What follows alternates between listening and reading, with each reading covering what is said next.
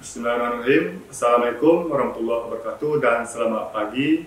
Perkenalkan, nama Bapak Delpa, merupakan dosen pengampu pengantar antropologi, program studi ilmu komunikasi, Fakultas Ekonomi Bisnis dan Ilmu Sosial, Universitas Perintis Indonesia yang terletak di Kota Padang, Sumatera Barat. Baik, izin berkenalkan terkait LPS mata kuliah pengantar antropologi atau kuliah pengantar antropologi terdiri dari 3 SKS merupakan mata kuliah wajib yang terdiri dari 16 pertemuan. Adapun CPL pada mata kuliah pengantar antropologi yang pertama, bertakwa kepada Tuhan Yang Maha Esa. Kemudian yang kedua, mahasiswa memiliki sikap menghargai keanekaragaman budaya. Kemudian yang ketiga, mahasiswa mampu mengaplikasikan nilai sosial budaya dan menjalankan profesi ilmu komunikasi. Kemudian keempat, mahasiswa mampu menggunakan teknik, prinsip, prosedur pelaksanaan keilmuan yang dilakukan secara mandiri ataupun berkelompok dalam keilmuannya. Yang selanjutnya, mahasiswa mampu berkomunikasi menggunakan bahasa berbasiskan tradisi. Kemudian keenam, mahasiswa mampu menerapkan proses pemeliharaan budaya dan tradisi masyarakat multikulturalisme. Yang terakhir, mahasiswa mampu mengaplikasikan strategi bagaimana melestarikan kebudayaan dan tradisi. Adapun CPMK mata kuliah pengantar antropologi yang pertama, mahasiswa mampu menelaah dan memahami peraturan kontrak perkuliahan. Yang kemudian yang kedua, mahasiswa mampu menampilkan cabang keilmuan ataupun cabang ilmu antropologi. Selanjutnya nomor 3, mahasiswa mampu menjelaskan konsep adat istiadat dan pewarisan budaya. Mahasiswa mampu mengklasifikasikan kebudayaan dan personality. Mahasiswa mampu menunjukkan kebudayaan simbolisme. Mahasiswa mampu mengingat kembali konsep keturunan material dan patrilineal. Kemudian nomor 7, mahasiswa mampu menginterpretasikan asimilasi dan akulturasi kebudayaan Indonesia. 8, mahasiswa mampu mengonsepkan status sosial. Mahasiswa mampu mendiferensiasikan etnografi masyarakat Indonesia. Mahasiswa mampu membuktikan perihal kepercayaan masyarakat primitif menurut teori evolusi. Kemudian nomor 11, mahasiswa mampu mengaplikasikan kemiskinan dan fatalisme. Dan nomor 12, mahasiswa mampu mendemonstrasikan tradisi dan pembangunan. Kemudian nomor 13, mahasiswa mampu mengoperasikan konsep tradisi dan kemunduran. Yang terakhir, mahasiswa mampu mengaplikasikan tradisi dan modernisasi. Adapun yang menjadi deskripsi mata kuliah pengantar antropologi ini, pengantar antropologi membahas tentang eksistensi budaya tradisi masyarakat. Kajian ini meliputi etnografi kebudayaan Indonesia, perkawinan campuran, sistem keturunan patrilineal, status sosial, kepercayaan primitif, dan asimilasi serta tradisi. Ruang lingkup dari mata kuliah pengantar antropologi yakni berkenaan bagaimana strategi pemeliharaan tradisi, berkomunikasi dan bersikap terbuka terhadap keberbagian budaya dalam masyarakat multikulturalisme. Pada mata kuliah pengantar antropologi ini ada 14 materi. Yang pertama, pengenalan dan kontrak perkuliahan. Yang kedua, cabang ilmu antropologi, adat istiadat dan pewarisan budaya, kebudayaan dan personality, kebudayaan simbolik, keturunan patrilineal dan matrilineal, asimilasi dan akulturasi kebudayaan Indonesia, status sosial. Kemudian nomor 9 ya, etnografi masyarakat Indonesia, kepercayaan masyarakat primitif menurut teori evolusi. Nomor 11, kemiskinan dan fatalisme.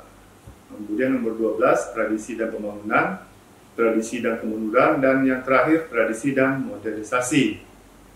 Sistem pelajaran mata kuliah pengantar antropologi ini menggunakan metode interaktif di mana terjadinya suatu bentuk komunikasi dua arah. Kemudian mata kuliah ini dilaksanakan secara luring dan daring. Kemudian mahasiswa diwajibkan membaca materi pada platform LMS, Learning Management System. Kemudian metode penilaian kami bagi menjadi 4. Penilaian kehadiran 20%, penilaian tugas menjadi 20%, kemudian nilai UTS 30% dan UAS 30%. Adapun buku referensi mata kuliah pengantar antropologi ini, yang pertama Poncoroni-Ningrat tahun 2009 membahas tentang pengantar ilmu antropologi. Kemudian buku Hildred Geer tahun 1969 Aneka Budaya dan Komunitas di Indonesia. Kemudian terakhir buku Didistra Kegana 1992 membahas tentang buku beliau teori-teori perubahan sosial. Berikut praktek pengajaran mata kuliah pengantar antropologi. Selamat menyaksikan. Bismillahirrahmanirrahim. Assalamualaikum warahmatullahi wabarakatuh.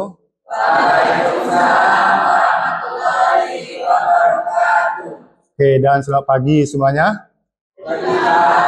Oke, perkenalkan nama Bapak Delpa. Ini merupakan untuk pertemuan yang ke-16 untuk mata kuliah pengantar antropologi. Sebelumnya kita sudah membahas tentang materi yang berjudul tradisi dan kemunduran. Jadi sebelum kita masuk kepada materi terkait tentang tradisi, ya pada hari ini kita akan bahas tentang materi tradisi, kemudian tentang kedua item ini saling keterkaitan dan saling mempengaruhi. Sebelum kita masuk kepada materi terkait tentang tradisi dan modernisasi, mungkin Bapak minta kepada Ananda, ada yang bisa memberikan kontribusi atau pendapatnya, kira-kira apa yang masuk dengan definisi tradisi dan definisi pembangunan. Silakan, ada yang bisa bantu? Oke, silakan. Baik, izin menjawab Pak. Perkenalkan saya Adina Mahwari dengan NIM di belakang 2001. Definisi tradisi adalah kebiasaan, kepercayaan, dan praktik yang diwariskan secara generasi ke generasi dalam satu masyarakat.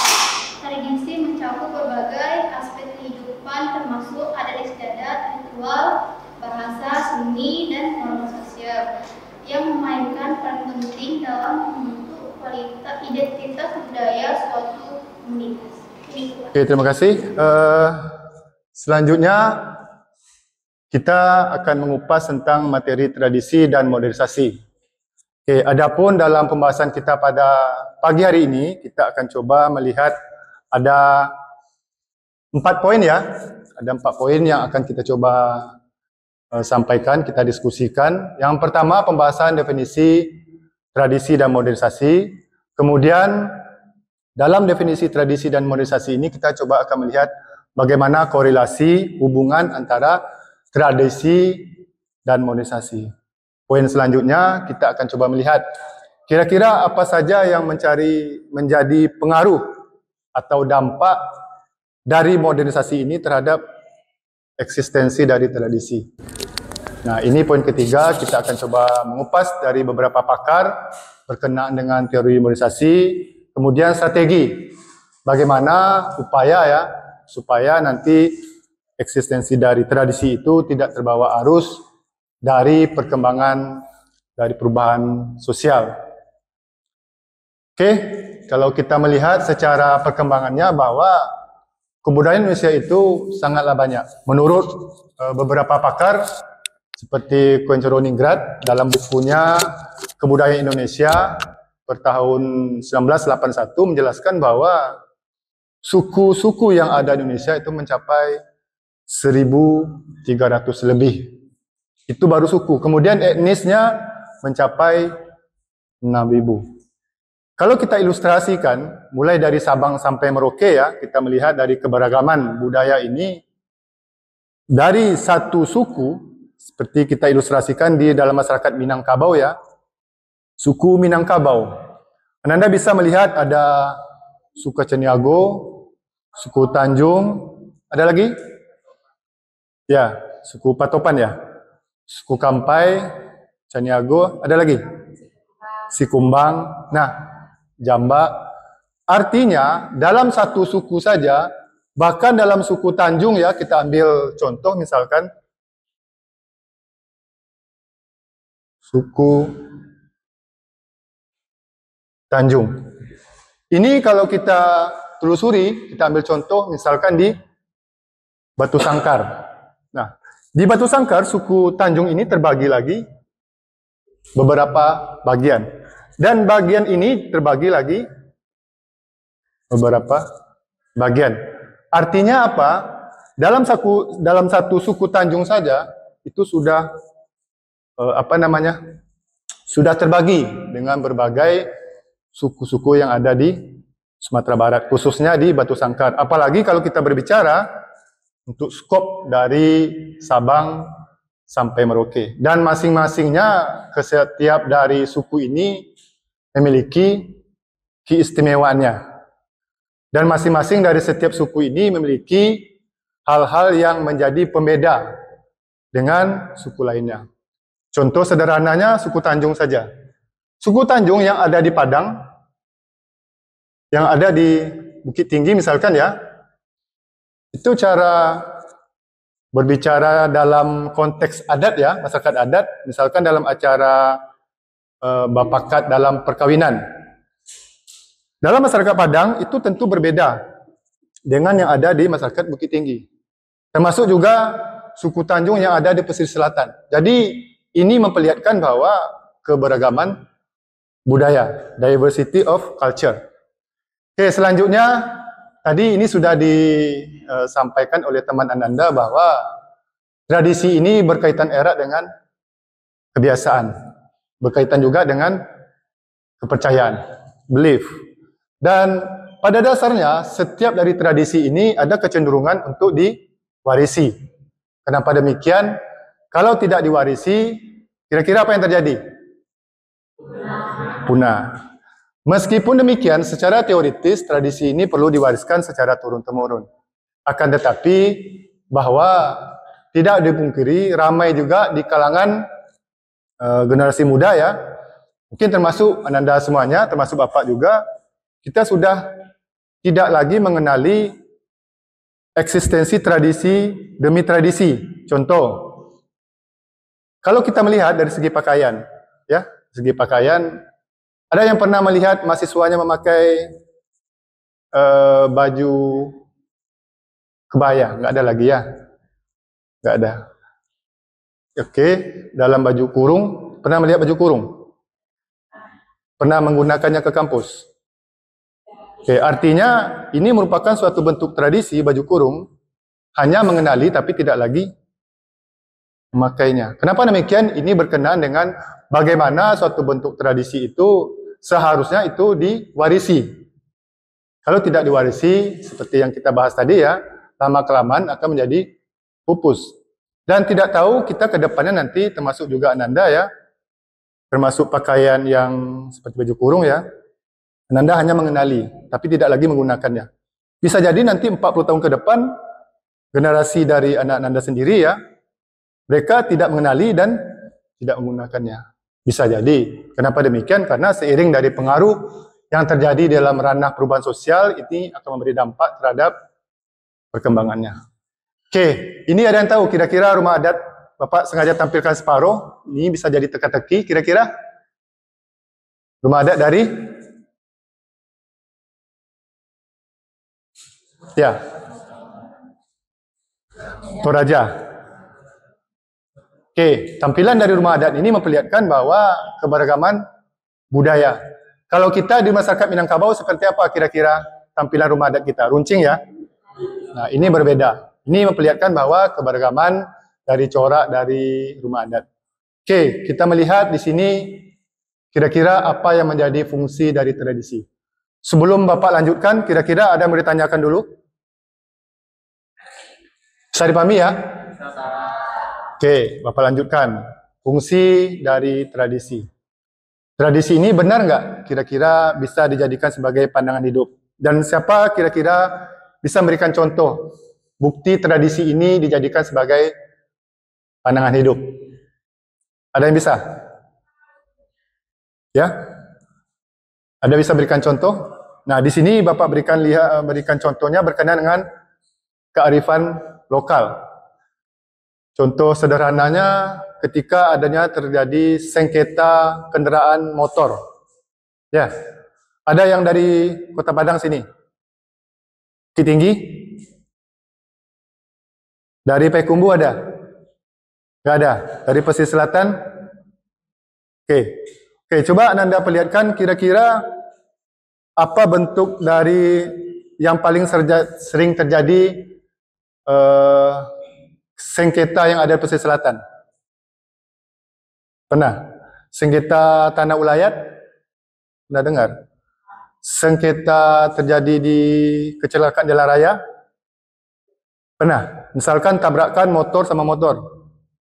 Meskipun ranahnya dari sengketa kecelakaan tersebut adalah ranahnya kepolisian, akan tetapi masih bisa diselesaikan melalui pendekatan adat.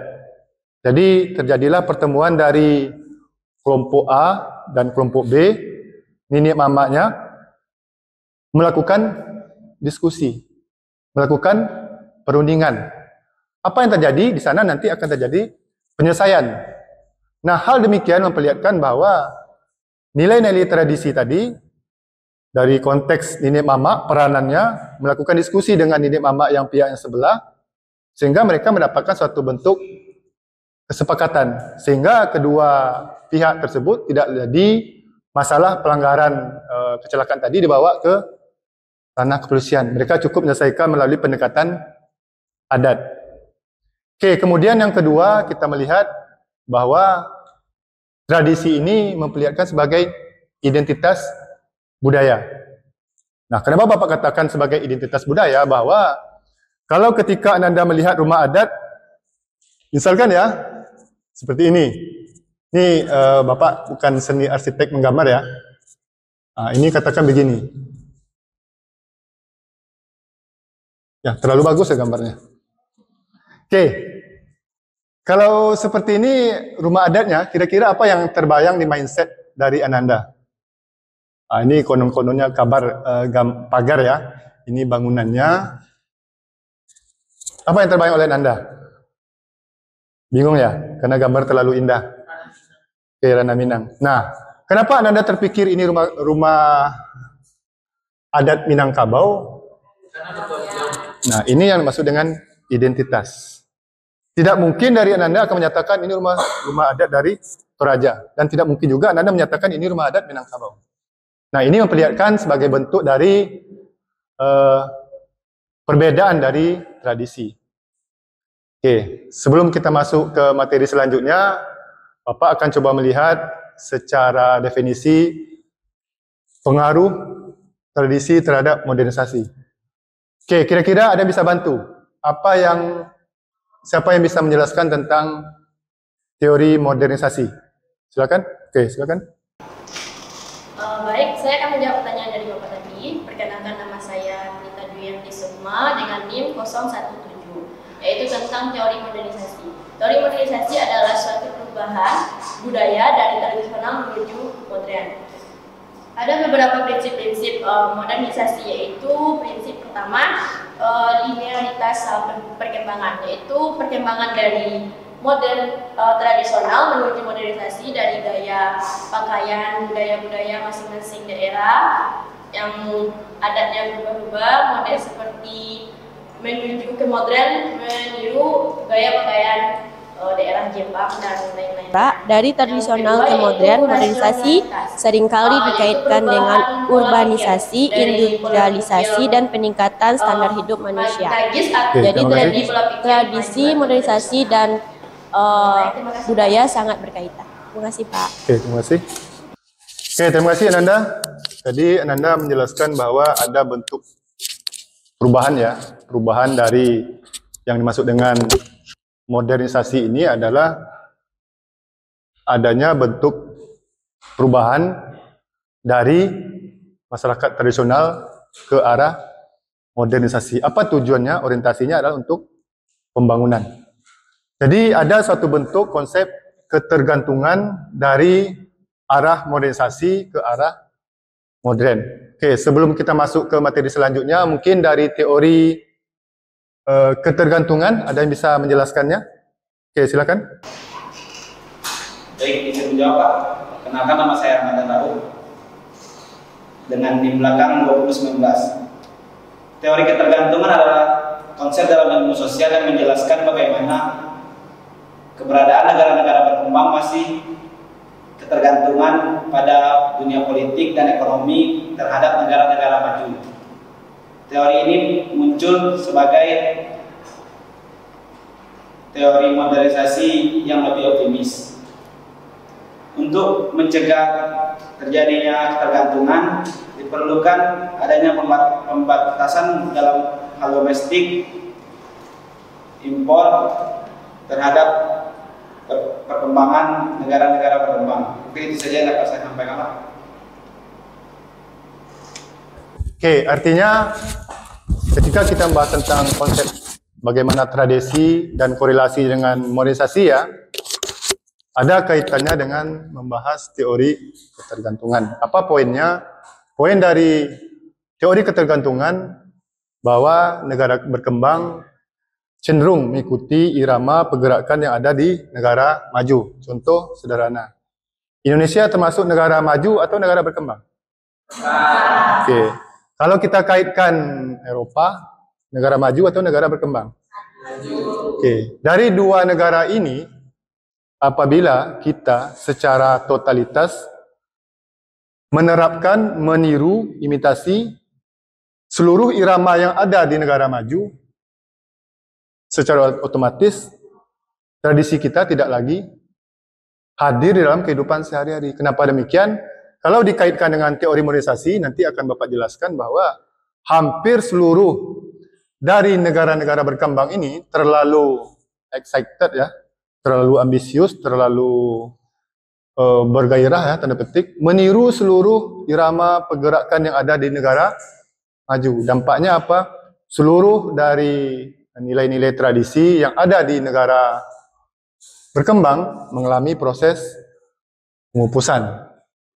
Oke, ini kalau kita melihat ya, secara ilustrasinya, modernisasi ini berbentuk dari, kalau kita kaitkan dari 1.0, 2.0, 3.0, 4.0. Nah, 1.0 merupakan awal daripada era 1784, kemudian ini ada 1870, 1969 dan sekarang ini. Kalau kita melihat dari industri 1.0, itu kecenderungannya adalah seluruh peralatan berbasiskan mesin. Seluruh peralatan dibasiskan kepada mesin. Kemudian di era 2.0, mesin sudah dikombinasikan dengan komputer. Kemudian di dalam era industri 3.0 sudah dikombinasikan dengan komputer dan elektronik, dan terakhir sekarang ini kita melihat Internet of Things. Maksudnya hampir seluruh kegiatan kita sehari-hari terhubung, terkoneksi dengan modernisasi. Apa contohnya? Kita melihat bahwa dulu di eranya modernisasi 1.0, bagaimana kita mengenali tradisi? Tradisi itu hanya dikenali dari individu ke individu, kelompok ke kelompok, tapi belum berbasiskan gadget, internet. Jadi siapa saja yang mengenali tradisi Ananda? Hanya masyarakat setempat. Kalau sekarang ini, kalau kita melihat ya, apa yang Ananda lakukan setiap hari, apa bentuk tradisi yang kita lakukan, itu sudah terpapar di media sosial. Oke, ini kalau kita melihat secara definisi ya, modernisasi ini merupakan perubahan dari tradisional menuju ke arah modern. Ini tadi sudah dijelaskan oleh teman Ananda tadi bahwa konsep dari teori dari modernisasi ini merupakan bentuk dari perubahan tradisional ke modern. Oke, sebelum kita lanjutkan, mungkin ada yang mau ditanyakan dulu?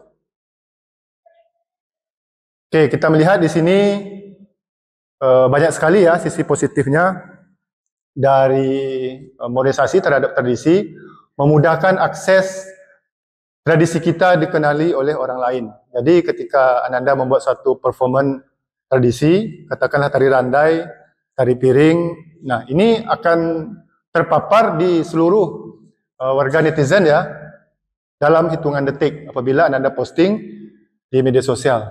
Kemudian dari dampak positif dari modernisasi ini menghidupkan nuansa tradisi. Kita melihat bahwa misalkan ada yang pernah mendengar dari seni musik, kesenian adat dari pesisir, rabab, biola, pernah?